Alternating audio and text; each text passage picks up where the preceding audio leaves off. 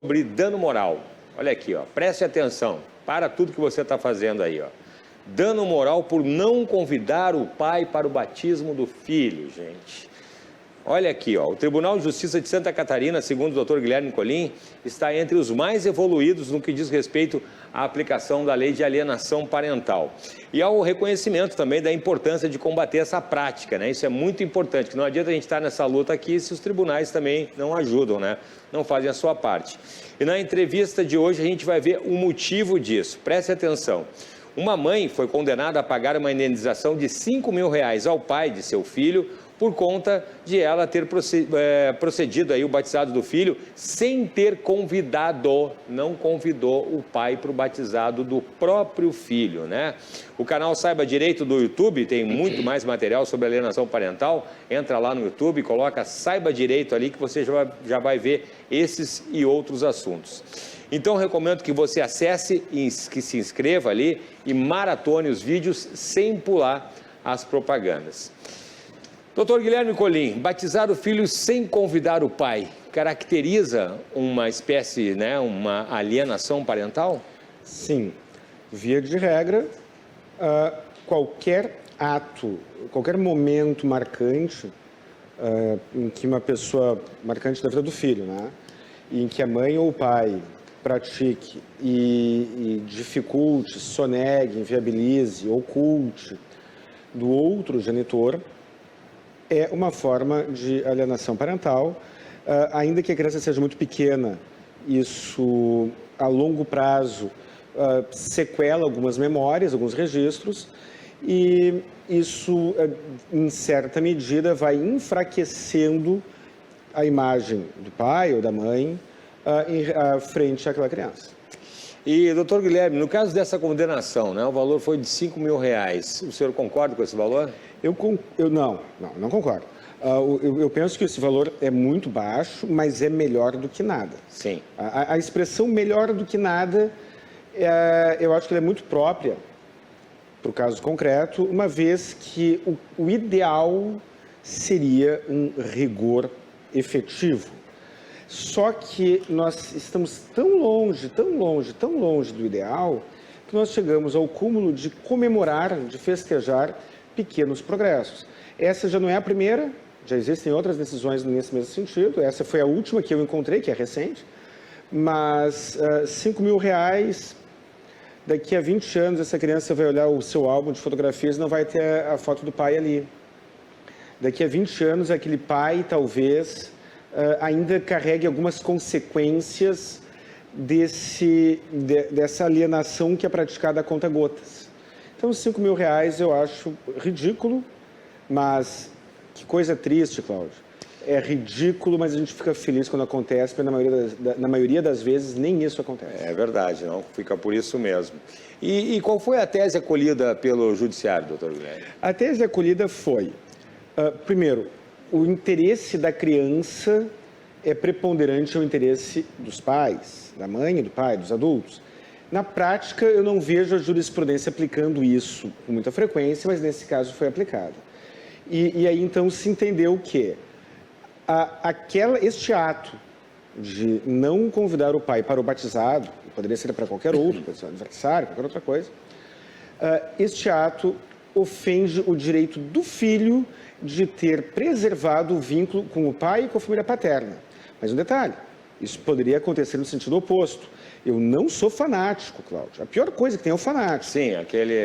Então, assim, se o pai sai correndo, marca o batizado do filho, no dia da convivência, vamos imaginar, infelizmente, a gente não tem a convivência meio a meio como regra, está na lei, mas como regra não acontece. Então, ele pega lá no final de semana dele, que é o que mais acontece, vai lá e marca o batizado do filho sem convidar a mãe, de maneira sorrateira. A crítica seria a mesma. A crítica é a mesma. E a tese acolhida. Nesse caso, a mãe impediu que o pai participasse de um evento importante, marcante, gerador de memórias.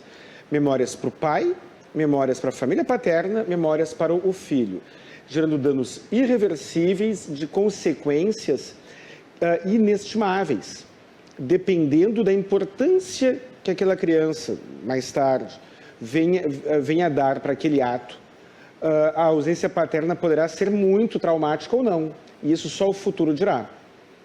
E também tem um recado muito claro. E aí, sempre que eu tenho a oportunidade, Cláudio, eu elogio, em especial, Santa Catarina e Minas Gerais, porque são 2 estados cujo judiciário ainda não é o ideal, ainda não é o que eu gostaria, mas estão muito próximos, tentam inibir a prática da alienação parental. E isso tem um efeito inibitório, e a cunhada, a colega de trabalho, a irmã, o irmão, o cunhado, o tio, sei lá mais quem, o vizinho, a vizinha, que tomarem conhecimento desta condenação, talvez pensem 2 vezes antes de fazer a mesma coisa. Num primeiro momento parece uma sacanagem, vou fazer uma sacanagem, vou fazer uma traquinagem. Isso. Mas traquinagem, sacanagem é outra coisa. Isso é falta de respeito, isso é alienação parental. E, doutor Guilherme, o senhor falou antes também a questão das festas de aniversário, né? Isso. Como é que fica daí a situação? Porque os pais, às vezes, têm rusgas entre eles. Isso. Quer dizer, né, então, que um dos genitores não tem o direito de fazer uma festa de aniversário sem que tenha que convidar o outro. E a questão do rateio também, eu queria perguntar isso, né? Da divisão dos custos da festa. Eu vou fazer uma festa, aí vamos supor que a mãe do meu filho, nós separados, a mãe do meu filho não queira participar da divisão aí do custo da festa. Eu vou ter que convidar ela assim mesmo? Como é que fica? Recomendo que convide. Primeiro, me parece uma questão muito mesquinha, Cláudio.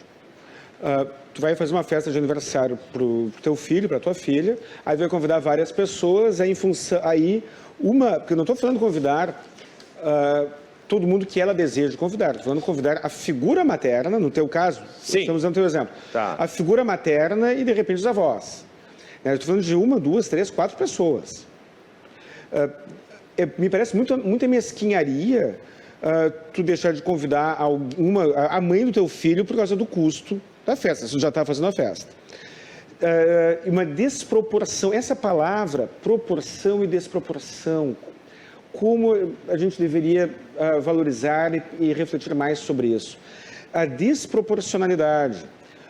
Tu não gosta da mãe do teu filho ou do pai do teu filho. Tu tem mágoa da mãe, do pai, não interessa. Aí, por conta disso, vai fazer um evento para o teu filho e vai tirar do teu filho a presença daquela pessoa que tu vai ter que aguentar, tu vai ter que olhar para a cara do teu pai, do teu filho, da mãe do teu filho, durante 1 hora, 2 horas, 3 horas, 4 horas.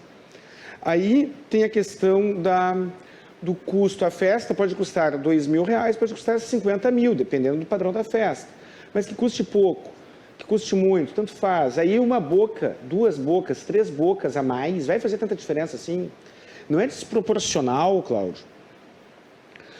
Por conta de um custo proporcionalmente pequeno, uma festa de 2, 3 pessoas a mais, pegar e excluir alguém que é importante para o dono da festa, que é importante para o protagonista da festa, para o aniversariante, e aí tu tem mágoas. Tu não precisa ir lá ficar de muito afago, de muita frescura com a tua ex-mulher. Você não precisa ficar na festa de aniversário do seu filho, sentar do lado da mãe ou do pai dele e ficar a festa inteira puxando o assunto. Não precisa. Basta que haja educação e respeito. Basta que haja a prioridade dos interesses do filho. Então, aos meus olhos, eu recomendo que convide. Eu recomendo que convide de forma documentada. E recomendo que convide e que deseje que vá. Porque aquela criança que hoje tem 3 anos, 4 anos, 5 anos, sei lá, 7, daqui a alguns anos mais, ela vai olhar as fotos da festa de aniversário, ou talvez ela não olhe as fotos. Talvez ela visite as suas memórias. E aí o pai dela ou a mãe dela não estará lá. E aí talvez isso faça falta. Porque eu já vi, Cláudio, adultos ressentidos, falando com muita dor da ausência do pai ou da mãe em eventos importantes de suas vidas. E será que o outro genitor, aquele que está organizando a festa, ele tem o direito de ser tão egoísta e mesquinho, para não dizer outras coisas, né? e causar um prejuízo de longo prazo, que é um prejuízo incalculável, por conta de porque ele está magoado? Porque ele tem emoções que ele não consegue controlar? Porque ele não tem um pouco de resiliência? Será que não está na hora do pessoal ser um pouco menos infantil e menos birrento? Fica a reflexão, né? E, doutor Guilherme, quando o pai ou a mãe após serem convidados, não aceitam o convite? Bom, aí a culpa não é de quem convidou, né? Aí a culpa não é de quem convidou. O senhor vai fazer uma festa e vai convidar a mãe ou o pai do seu filho e a pessoa não aceita o convite. Paciência, a sua obrigação foi feita, foi cumprida. Agora tem um detalhe, Cláudio, tem um detalhe. Tem muita malandragem aí, que é a sabotagem. O que é a sabotagem?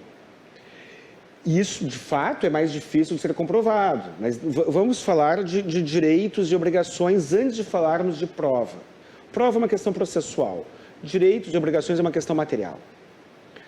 Você tem a opção de fazer a festa do seu filho, de aniversário do seu filho, ou batizado do seu filho, entre várias datas, porque o aniversário não precisa ser no próprio dia, né? Ele nasceu no dia X, é muito comum, é socialmente muito aceitável que a festa às vezes seja 1, 2, 3 dias depois, uma semana depois, uma semana antes. Aí você sabe que o pai ou a mãe do seu filho trabalha no regime de escala. Estou usando esse exemplo, mas poderia ser qualquer outro. Trabalha no regime de escala, faz plantão no hospital, quem sabe. Aí você marca a festa justamente para aquele dia que você sabe que ele não pode ir. Você sabe que o pai ou a mãe do seu filho tem uma circunstância pessoal que o impede de maneira pontual. Eu não estou dizendo que você precisa mover montanhas para se adequar à agenda do outro. Eu estou dizendo que a sacanagem, a sabotagem, às vezes fica evidenciada. É difícil comprovar, é difícil demonstrar, e isso é uma questão de prova. Isso é uma questão subjetiva, isso é uma questão caso a caso. Mas convidar e a pessoa não aceitar porque não quer é uma coisa. Convidar e a pessoa não aceitar porque justamente aquela festa, aquele evento foi marcado, previamente organizado, num local ou num horário ou numa data, inacessível, é outra coisa. Eu recomendo que as pessoas, pelo menos, demonstrem um pouco, o ideal é bastante, mas pelo menos um pouco de boa vontade. E, doutor Guilherme, quando tem a situação, por exemplo, de uma medida protetiva, aí como é que fica? Medida protetiva, Cláudio, medida protetiva. Medida protetiva baseada em fatos reais. Aí tem o justo motivo, é óbvio. Medida protetiva baseada em fatos reais. Houve um fato real que ensejou aquela medida protetiva. É uma decisão judicial. Aí existe o justo motivo. Medida protetiva fundada em fatos não reais. Há quem diga que 80% das medidas protetivas são fundadas em fatos não reais. Outros dizem que não é esse percentual. Não sei. Não tem como saber, eu não vou lá contar, né? Não vou lá fazer a contagem, né? E avaliação caso a caso, no país inteiro. Não sei. Mas medida protetiva fundada num fato irreal. E aí um evento, uma festa, um batizado, sei lá o quê, agendado justamente para aquele período. A vítima da falsa acusação, caso seja essa circunstância, terá um motivo a mais para justificar uma reparação por danos morais e para justificar as outras providências previstas na lei da alienação, na lei da alienação parental. Bom, às vezes, né, muitas vezes, o pai e a mãe aí tem rusgas, desavenças aí severas, né? Isso. E aí como é que vai acontecer? Eles vão conviver dentro do mesmo local ali, mesmo se odiando, doutor Guilherme? Qual é o problema? Qual é o problema? Eu não sou obrigado a gostar de ninguém. Eu sou obrigado a respeitar. Eu não sou obrigado a gostar. Eu sou obrigado a tratar com civilidade. E o interesse de quem que prepondera? O da criança ou do adulto? Mas eu tenho nojo da mãe ou do pai do meu filho, eu tenho asco. o problema é teu. O judiciário, quantas e quantas vezes utiliza, é claro que não com essas palavras, né? Estou fazendo uma tradução. Quantas e quantas vezes o judiciário diz, o problema é teu. Ah, mas eu estou desempregado, tenho que pagar pensão, o problema é teu. O problema é teu. É uma frase muito utilizada, só que de uma maneira mais sutil, né? Dificilmente é com essas palavras, mas o sentido, o problema é teu, é muito comum. Então, quantas vezes, Cláudio, tu precisou olhar para a cara de alguém que tem asco e manter a compostura? Várias vezes. Acontece. Isso faz parte da vida em sociedade, da vida civilizada. Ah, eu tenho nojo de tal pessoa. Ok. Tu não tem obrigação de ir lá ficar abraçado nela, tu tem obrigação de tratar com civilidade. E o aniversariante, ou seja, o protagonista do evento, é a criança. É a criança, e a criança tem o direito de ter aquela convivência com o pai ou com a mãe. E aí então você vai pensar o quê? Porque você tem uma rusga, o direito do seu filho será sacrificado? Penso que não. Bom, frequentemente, doutor Guilherme Colim, o senhor elogia aí o Judiciário de Santa Catarina e também de Minas Gerais, exatamente. Né? E pergunto o seguinte, se isso tivesse acontecido aqui no Rio Grande do Sul, será que o resultado seria o mesmo? Ah, Cláudio, infelizmente eu acredito que as chances de sucesso numa ação de reparação de danos nesse sentido, as chances seriam muito menores. O Poder Judiciário do Rio Grande do Sul, ao meu ver, ele é muito mais resistente ao reconhecimento da alienação parental. E por essas e por outras que eu recomendo para os advogados, principalmente, que é um dever social nosso fazer pressão para que a lei seja cumprida. E o reconhecimento da alienação parental, assim como no passado o reconhecimento de tantas outras coisas, tantos outros direitos, eram considerados absurdos e agora absurdo é não reconhecê-los, a alienação parental já está num caminho mais avançado. Quando não existia o reconhecimento da união homoafetiva, as pessoas entravam e pleiteavam, desenvolviam teses, antes de haver lei. E aí, um belo dia, o judiciário evoluiu. No caso da alienação parental, o Poder Legislativo já fez a parte dele. Agora só falta, em alguns estados, que os tribunais de justiça façam a sua parte. E isso vai acontecer mediante a pressão social. E a pressão social não é... Até pode ser também ir lá fazer uma passeata, ir lá fazer alguma manifestação. Também pode ser. Mas a pressão social inclui ajuizar as ações, sustentar as teses necessárias, apresentar a argumentação necessária, defender o que é justo e perfeito, ainda que se saiba que as chances de sucesso são pequenas. No Rio Grande do Sul, as chances são pequenas. Em Santa Catarina, em Minas Gerais, as chances são bem maiores. E interessante também, Portugal também, né, doutor Guilherme? Também Bom, já tem... Portugal, então, nem se fala, né? Portugal, a alienação parental costuma gerar as consequências que deveriam gerar. Em Portugal, a lei foi praticamente copiada da nossa. Em Portugal, o Poder Judiciário respeitou a vontade do Poder Legislativo, que, por sua vez, representou a vontade da população. Muito bem. Doutor Guilherme, para quem quiser saber mais informações sobre esses e outros assuntos, seus contatos, por favor. Canal Saiba Direito no YouTube, canal Saiba Direito, você acessa lá, tem vários vídeos falando sobre isso e outros vários assuntos também. WhatsApp 51 99985 7991. Telefone do meu escritório 51 32 28 12 19. Meu Instagram pessoal colim.guilherme. Tá certo, doutor Colim, muito obrigado pela participação mais uma vez. Eu espero aqui semana que vem uma ótima semana. Muito obrigado.